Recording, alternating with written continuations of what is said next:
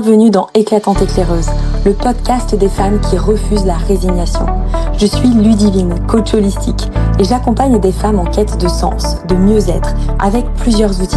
Du coaching, de l'hypnose humaniste, de la PNL, de l'EFT et du Human Design. Pour le pro comme le perso. Je t'invite chaque semaine à reconnecter à ton corps, à ta confiance et à ton éclat. Ici, pas de faux semblants, des histoires vraies, des prises de conscience et des clés pour oser une vie sur mesure, la tienne. Prête à briller? Alors c'est parti! Hola guapas! J'espère que vous allez bien aujourd'hui. Alors moi, écoutez, je vais très bien, comme à chaque fois que je vous rencontre lors de ce podcast. J'ai un sujet qui me tient à cœur aujourd'hui, mais comme toutes les semaines, me direz-vous. C'est vraiment un sujet qui a fait partie de ma vie pendant de longues années parce que je vais vous parler d'une des blessures de l'âme qui est l'humiliation aujourd'hui. Et je sais que ça va vous parler parce que je le vois au travers de toutes les consultations que je peux avoir avec mes clientes en one-one, avec les clientes qui prennent le programme, etc. Vraiment, pour bon nombre d'entre vous, les filles, vous avez cette blessure de l'humiliation qui est très vive chez vous et vous allez comprendre comment elle s'articule. Et surtout, mon objectif, c'est que vous preniez conscience de ce qui se passe à l'intérieur de vous pour essayer d'en faire autre chose. Donc, la blessure de l'humiliation, c'est vraiment comment passer de ça à la puissance. Quand tu décides de ne plus t'excuser d'être toi. C'est clairement le sujet du jour. Alors, merci à toutes celles qui vont écouter, merci à toutes celles qui se sont toujours excusées d'exister, d'écouter jusqu'au bout. Parce que vraiment, tu vas prendre conscience et tu vas comprendre de tout un tas de choses, je l'espère fortement. On va se le dire franchement, meuf, combien de fois tu t'es excusée juste d'être toi ? D'avoir trop ri, d'avoir trop parlé, d'avoir trop brillé, d'avoir trop pleuré, d'avoir trop aimé, d'avoir fait trop peut-être la fête la veille, d'avoir peut-être trop déversé de sentiments envers cette personne. Combien de fois tu t'es excusé? Ou en tout cas, tu as culpabilisé à l'intérieur de toi d'être dans cette espèce d'effervescence. Eh bien, l'humiliation, c'est pas juste une blessure d'enfance, c'est vraiment ce moment où on t'a fait croire que ta lumière gênait. C'est à partir de là, en fait, que souvent on commence à se plier en quatre pour que personne ne se sente mal à l'aise. Pourquoi? Quand depuis toute petite, on te fait croire que ta lumière gêne, que tu es trop ceci, que tu n'es pas assez cela. Moi, je sais que j'ai beaucoup subi de l'humiliation par rapport à ma belle-mère, ma chère marâtre, un peu comme dans Cendrillon, tu vois. Et vraiment, ce truc où elle me comparait tout le temps aux autres jeunes filles, ce truc où elle me disait tout le temps que j'étais pas assez jolie dans ce pantalon, que je riais trop fort, que je parlais trop pour ne rien dire, que j'avais une attitude qui n'était pas assez correcte, etc., etc. Bien en fait, elle m'a fait comprendre qu'identitairement, je n'étais pas aimable, qu'identitairement, je n'étais pas suffisante, pas assez ou peut-être trop quelque chose pour être digne d'être aimée. Et donc, quand on est dans ce cercle-là, eh bien, à partir de ce moment-là, on fait tout pour tenter d'être aimé et reconnu et pour tenter aussi que les autres ne se sentent pas mal à l'aise. Parce que c'est quelque chose que l'on connaît tellement fortement qu'on se fait passer après en second plan, bien entendu. Mais la vérité autour de ça, c'est que c'est pas toi le problème. C'est pas toi celle qu'on pointe du doigt tout le temps au travers de ces humiliations le problème. C'est leur incapacité plutôt à gérer ton éclat. C'est leur incapacité à eux, parce que par effet miroir, tu leur renvoies peut-être quelque chose qu'ils n'ont jamais su être ou pu être ou voulu être, etc. Donc c'est toujours intéressant, en tout cas en tant qu'adulte aujourd'hui, d'avoir cette espèce de distance pour comprendre que, ok, en fait, tout ce qu'on a pu dire, penser de moi à ce moment-là, c'est simplement parce que sans doute, si je prends mon exemple, ma marâtre, peut-être qu'elle voyait en moi quelqu'un qui allait être incroyable. Peut-être qu'elle voyait en moi une jeune fille qui était pétillante, qui était pleine de vie, qui adorait rire, qui adorait jouer, qui adorait faire le pitre, qui était bonne à l'école et que ça la dérangeait parce que je rassemblais peut-être beaucoup de facettes qu'elle n'avait peut-être pas été ou que peut-être sa fille n'était pas. Donc aujourd'hui, c'est intéressant pour moi d'avoir cette espèce de recul-là.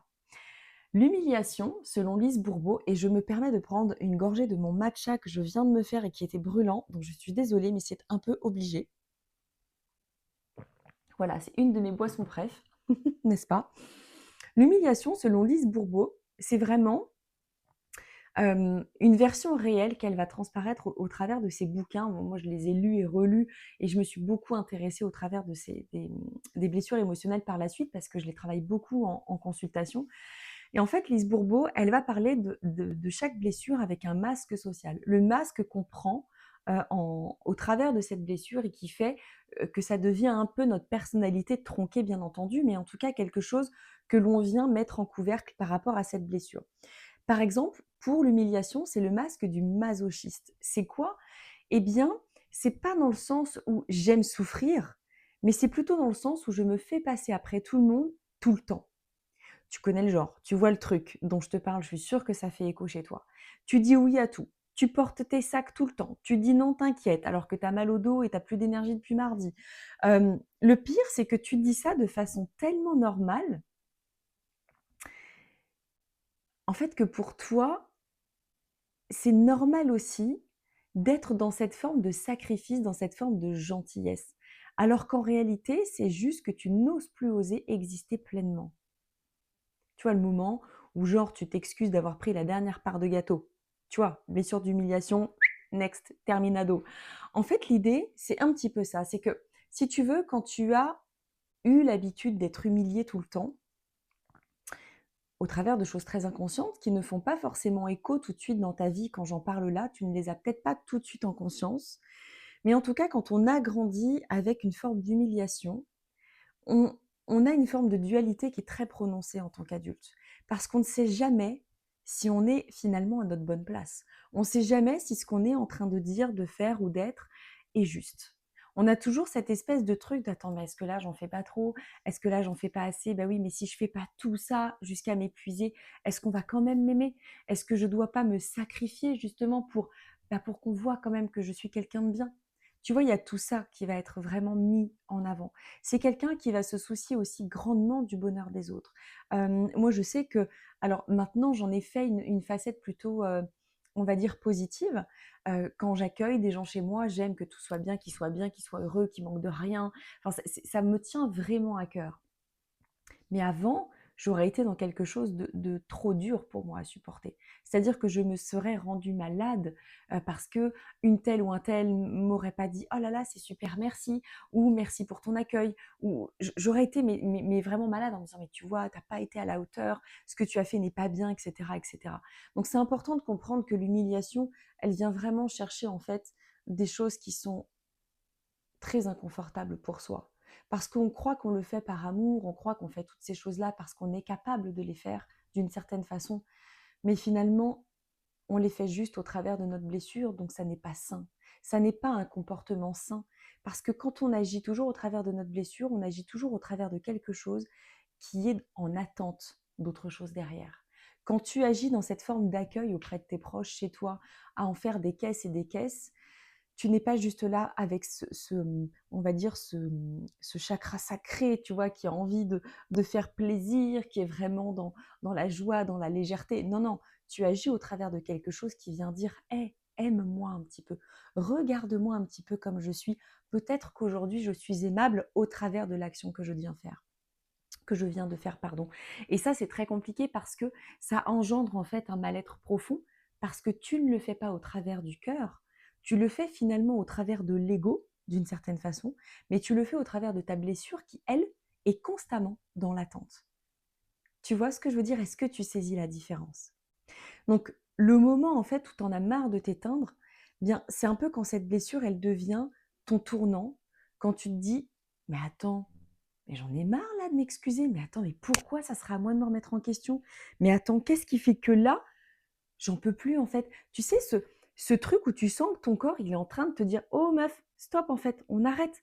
Où tu veux juste enlever cette jolie cape invisible de fille parfaite, perfectionniste, et juste de tu as respiré à nouveau, presque comme un nouveau-né, ou quand tu sors de l'eau, que tu as fait de la plongée pendant longtemps, que waouh, tu sens que tu as besoin de cet oxygène. Eh bien, c'est un peu ça. Parce qu'à force d'avoir peur d'être humilié, tu finis par t'humilier toi-même. Je vais reprendre une gorgée de mon matcha pendant que tu médites là-dessus. Parce qu'à force d'avoir peur d'être humilié, tu as fini par t'humilier toi-même. Qu'est-ce que ça peut bien vouloir dire? Eh bien, en fait, tu t'es humilié de façon totalement inconsciente, bien sûr, encore une fois, mais en t'empêchant d'être libre d'être toi-même, en t'empêchant d'être vu, en t'empêchant d'être fier de toi. Et quand tu as ce déclic-là qui vient, c'est ce qu'on peut appeler une forme de renaissance. Tu vois, par exemple, quand tu t'humilies toi-même, c'est quand tu peux t'humilier au travers d'un manque de liberté par rapport à tes relations.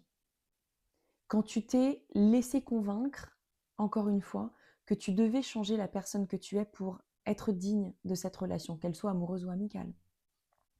Quand tu t'empêches d'être vu, quand tu sens que dans un groupe, il y a peut-être quelqu'un qui a une aura assez présente, qui a une forme d'énergie présente, et que toi, tu aurais envie aussi de participer, de faire des choses, mais que tu t'écrases.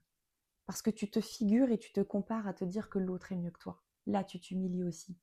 Quand tu t'empêches d'être fier de toi.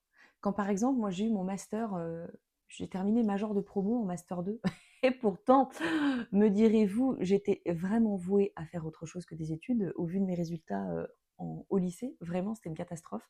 À croire que j'ai trouvé ma voie derrière quand même, une voie en tout cas qui m'a plu un certain temps. J'étais, il y avait une part de moi, vraiment les meufs, qui était hyper heureuse de me dire waouh, j'ai eu un M2 avec 17 sur 20, genre. C'est énormissime en fait, c'est juste dingue. Et j'étais sur Paris, grosse école, machin, enfin vraiment le truc bien chiadé quoi. Je m'en rends compte aujourd'hui. Sauf qu'à l'époque, j'avais honte. Mais en fait, j'avais honte qu'on me dise que c'était bien. Enfin, genre, j'étais là, mais non, mais n'importe quoi. Enfin, ils étaient juste hyper cléments. Enfin, le jury était sympa.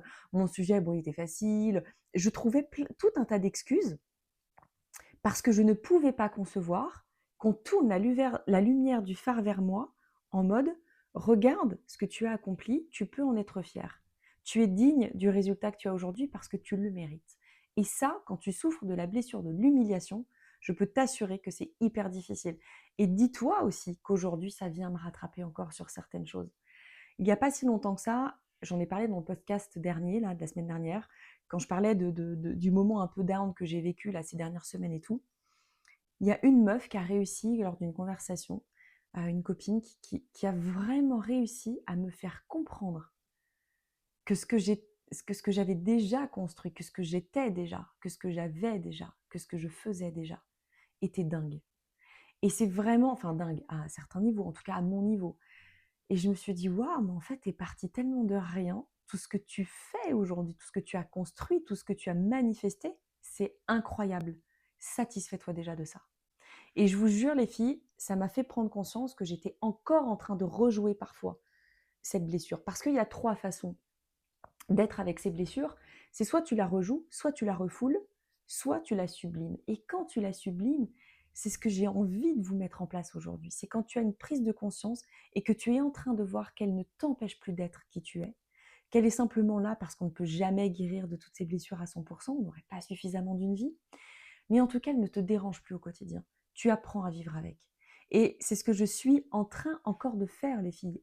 Pourtant, après tant d'années de travail sur moi, je suis encore en train de travailler cette blessure-là parce que c'est une blessure qui est très insidieuse et qui va toucher l'âme, qui va toucher l'être. Et c'est quelque chose qui est, waouh, un peu comme si tu étais marqué au fer rouge à l'intérieur de toi. Tu vois, genre ce bon tampon qu'on mettait au fer rouge, au cul des chevaux, au Moyen-Âge, eh ben toi, on te l'a mis, mais dans tes tripes, en fait, dans ton cœur. Et ça, c'est hyper difficile de s'en dégager. Donc, bien sûr que c'est un travail de longue haleine. Je sais que c'est faisable. Franchement, j'accompagne mes clientes dans ça. Je sais comment moi, aujourd'hui, je suis par rapport à ce que je pouvais être il y a quelques années de ça. Mais dites-vous, les filles, n'abandonnez pas. S'il vous plaît, faites-vous ce cadeau-là. N'abandonnez pas. La renaissance, elle est là. La renaissance, elle est pile au moment où, si aujourd'hui tu as une prise de conscience en m'écoutant, tu es déjà dans ta renaissance. Donc, les signes que tu as encore en fait cette blessure active à l'intérieur de toi et qu'il est grand temps de lâcher vraiment cette blessure, c'est quand tu vas t'excuser dès que quelqu'un va froncer les sourcils. En gros, et je vais vous donner un exemple encore très privé, et là il s'agit de ma maman. Ma mère est en plein dans sa blessure de l'humiliation depuis, je pense, presque autant d'années qu'elle est sur cette terre, n'est-ce pas?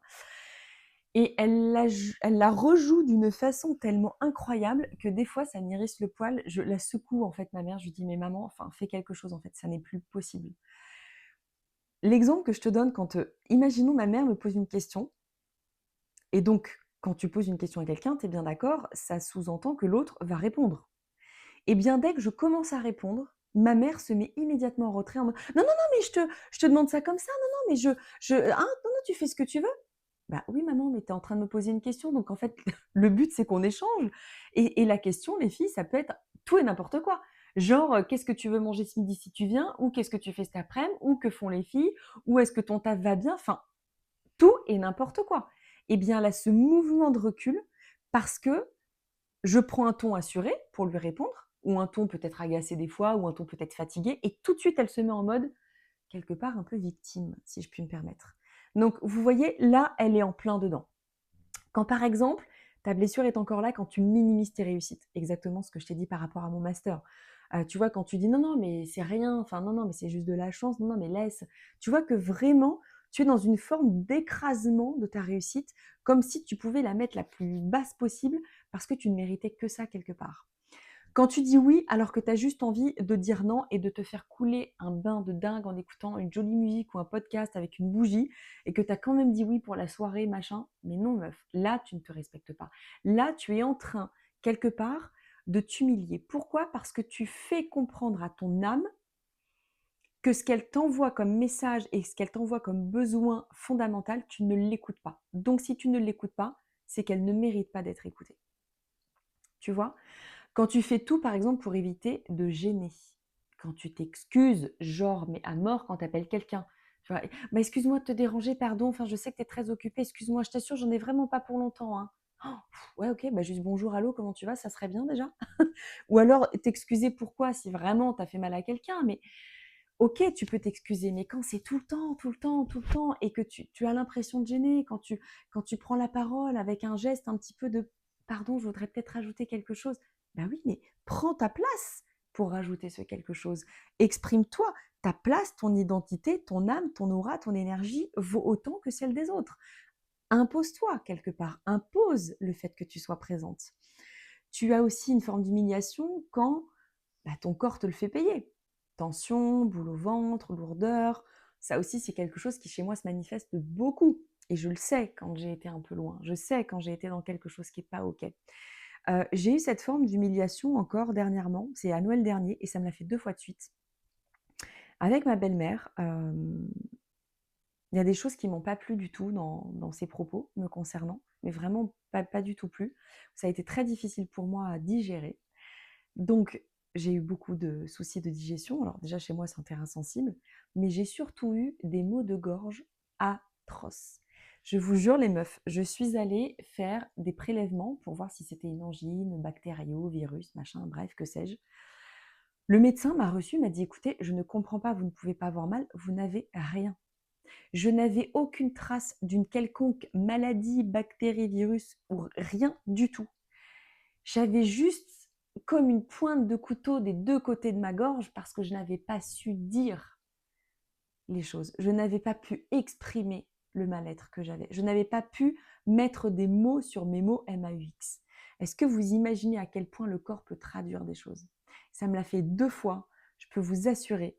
On dit jamais 203, mais là c'est mort. Je ne veux plus laisser une 3e fois passer parce que ça a été trop douloureux physiquement, mais psychologiquement ça l'a été tout autant. Donc faites attention à ça les filles. Et en fait vraiment, en gros, dis-toi que si tu dis désolé plus souvent que merci, c'est que tu as pas besoin d'une coach meuf, tu as besoin je sais pas, d'une exorciste de la honte en fait, tu vois? Si tu es tout le temps en train de dire désolé, désolé plutôt que merci, merci, merci, non, non, il faut faire quelque chose là, hein. Tu prends du Palo Santo, tu prends de la sauge, tu fais un truc. Faut arrêter en fait. Faut arrêter de s'excuser d'être vivante. Je pense que tu l'entends derrière, tu vois. Et ce qui est important, c'est vraiment de se reconnecter à sa dignité. Tu vois, j'aurais pris une petite gorgée, pardon. Je m'excuse, mais en même temps, je le fais. Donc soyons clairs. Guérir de l'humiliation, c'est pas devenir froide, ça n'est pas devenir détachée, c'est redevenir souveraine. C'est redevenir dans ta posture, dans ton identité. C'est se dire, je peux être douce, je peux être sensible, je peux être drôle, je peux être imparfaite. Et ça ne me rend pas moins digne. C'est aussi oser te tenir droite même quand tu as mal. Et surtout, oser recevoir sans culpabiliser. Tu sais, il y a un truc qui est très en lien avec la blessure de l'humiliation, avec le chakra sacré, qui est juste au-dessus du pubis et en dessous du nombril. C'est le chakra qui va être vraiment en résonance avec le plaisir, la sexualité, le réceptacle, le recevoir, le féminin. Alors tu te doutes bien que ce podcast-là, il va être très en lien avec la masterclass que je vais faire jeudi soir, mais genre vraiment, parce que c'est un sujet qui me tient particulièrement à cœur pour l'avoir aussi énormément travaillé chez moi. Et il y a quelque chose aussi de très sexuel de cet ordre-là, c'est que quand on a la blessure de l'humiliation, on a souvent du mal, et je l'ai dit tout à l'heure, à prendre du plaisir. Et donc le plaisir sexuel apporte une forme de honte. Et en fait, il y a un mot qui revient très souvent dans le langage de quelqu'un qui porte la blessure de l'humiliation, c'est j'ai honte. Mais ça peut être j'ai honte, oh la honte, oh là là j'ai honte, t'as vu comment je suis habillée, oh là là la honte, il m'a dit ça, oh là là la honte, il m'a regardé, la honte d'avoir trop joui peut-être, tu vois, la honte de t'être trop exprimée sexuellement, la honte d'avoir trop rigolé lors d'un dîner, la honte de t'être mise peut-être trop en avant, la honte de t'être habillée de façon hyper sexy. Le mot honte revient tout le temps. Et je t'assure que si c'est un mot qui fait partie de ton langage courant, je t'invite vraiment à t'interroger sur tout ce que je te dis là aujourd'hui dans ce podcast. Et peut-être que tu pourrais même l'envoyer à quelqu'un de ton entourage où tu te dis, mais tiens, c'est marrant, elle dit souvent ce mot-là. Envoie-lui ce podcast-là parce que je t'assure que ça va sans doute mettre en lumière la blessure de l'humiliation. Et tu vois, ça c'est hyper important parce que ose te tenir droite, ose être là, ose prendre ta place, ose recevoir sans culpabiliser, ose t'exprimer corporellement, t'exprimer au travers de tes sensations, de tes émotions, au travers du plaisir. Quelqu'un qui va avoir la blessure de l'humiliation peut aussi être gêné de manger devant les autres et de prendre du plaisir. Tu vois, moi, pendant longtemps, je suis une grande fan de pâtisserie, de la très bonne pâtisserie, j'adore ça.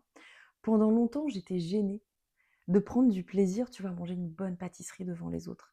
Parce que j'avais honte, mais j'avais honte de prendre du plaisir. J'avais honte qu'on fasse un lien avec mon corps que je n'aimais pas, puisqu'on m'avait toujours dit que j'étais grosse.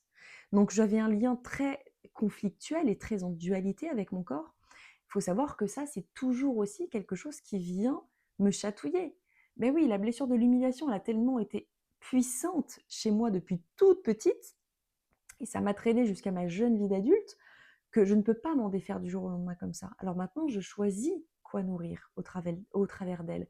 Mais je vais avoir effectivement quelque chose de...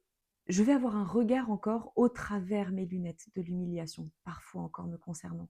Et je m'en rends compte maintenant, c'est ça qui fait que je la sublime, c'est que je m'en rends compte et je décide de ne plus nourrir cette partie-là de moi, en tout cas plus longtemps. Si ça dure une heure, ça dure une heure et ok, on passe à autre chose. Mais c'est terminé en fait. Je veux assumer maintenant cette part-là de moi, je veux assumer qui je suis entièrement et tout ce qu'on a pu dire, penser de moi ne m'appartient pas. Alors je sais qu'on enlève encore des petites couches de temps à autre. Toutes celles qui traversent cette blessure-là, voilà, on en enlève et c'est ok en fait. Et ça va continuer de se faire petit à petit. Donc, c'est important que tu puisses te dire vraiment, genre chaque matin en posant ta main sur le cœur, tu vois, en te disant aujourd'hui, je ne me rabaisse pas. Je marche la tête haute, même si je doute. Aujourd'hui, je ne me rabaisse pas. Je marche la tête haute, même si je doute. C'est simple, c'est puissant, c'est vibrant. Juste ça. Juste cette phrase-là, ok, je marche la tête haute, même si je doute. C'est complètement ok, tu vois. On peut faire un parallèle inspirant aussi avec Victoria Beckham, parce que je l'ai adorée, vous le savez très bien. La femme qu'on a voulu éteindre, tu vois, au travers de ce qu'elle représentait, on l'a quand même vachement humiliée publiquement, enfin pendant des années, tu vois. Euh, mais est-ce que tu vois ce qu'elle dégage aujourd'hui comme assurance quand même? Même si on peut entrevoir certaines choses. Elle a une classe folle, elle est hyper tranquille dans son assurance. Elle ne parle pas plus fort, elle vibre plus fort. Elle n'est pas là à s'exclamer, à s'esclaffer, parce que ça aussi, ça peut être de l'ordre de la blessure de l'humiliation, d'en faire des caisses, d'être trop waouh. Tu vois, genre, je suis là, tu m'entends, je suis là, tu me vois. Ouais, mais je te verrai tout autant. Si peut-être t'arrêtais de gesticuler et si tu parlais moins fort, parce que tu vibres déjà tout ça. Donc parfois, quand on a des gens autour de soi qui sont très expressifs, très expansifs, ne les jugeons pas assez durement. C'est sans doute qu'au travers de leurs blessures, c'est un moyen pour eux de dire « Hé, j'existe, regarde comment je suis ». tu vois? Donc c'est important d'avoir toujours en lien le jugement qu'on peut avoir des gens et peut-être ce qu'ils traversent aussi à l'intérieur d'eux. Et ça, tu vois, c'est la vraie revanche de l'humiliation, ce qu'elle dégage, Victoria Beckham, parce que quand tu sens que tu n'as plus besoin de prouver, quand tu te tiens dans ta propre énergie, avec beaucoup de grâce et d'élégance, même si le monde ne te comprend pas, ça pour moi, c'est que tu as gagné. Ça pour moi, c'est que tu es passé au-dessus de quelque chose de très fort, de très vibrant. La blessure de l'humiliation, elle est venue souvent me chatouiller moi au travers des autres femmes. Très peu au travers des hommes, finalement, à part dans le côté sexuel. Mais au travers des femmes, bien entendu. C'est-à-dire que cette forme de comparaison très instinctive, très naturelle, très intuitive presque malheureusement, venait me faire taire, venait me faire croire que je n'étais pas suffisante, que je n'étais pas assez belle, que je n'étais pas digne de l'amitié de cette femme parce qu'elle était belle, qu'elle dégageait quelque chose, qu'elle avait réussi dans la vie, et que moi finalement j'étais beaucoup moins que tout ça, donc j'étais pas digne de quelque chose, donc je me considérais comme étant pas assez. Aujourd'hui, j'ai moins ce rapport-là, heureusement, vous me diriez. Je rencontre beaucoup de femmes puissantes au travers de mon job aujourd'hui, notamment quand je fais des formations d'entreprise, etc. Et je me dis, waouh, en fait, je les vois plutôt comme des sources d'inspiration et même comme des femmes que je vais admirer. J'ai fait une forme de mentorat il y a 2 ans maintenant. Euh, on était un groupe de quelques nénettes et je suis restée en lien avec ces filles. Donc aujourd'hui, on est 6. On se voit très souvent en visio, on se fait des visios très souvent. On se voit une fois par an où on se fait un week-end de 3 jours en mode love to love ensemble. Ce sont des femmes qui m'inspirent incroyablement. Pourquoi? Parce qu'elles sont toutes chefs d'entreprise. Elles ont toutes des passés incroyables. Elles ont toutes des vies incroyables. Elles ont toutes des personnalités complètement différentes, que ce soit même physiquement, que psychologiquement, qu'énergétiquement.